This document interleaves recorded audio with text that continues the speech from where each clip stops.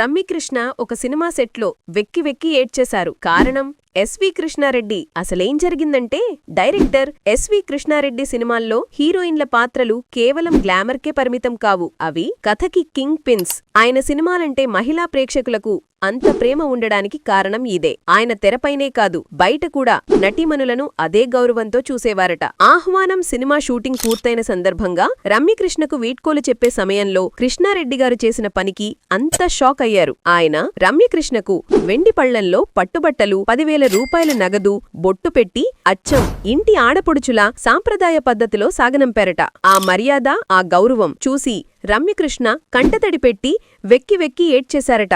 Unit అంతా కూడా భావోద్వేగానికి గురయింది.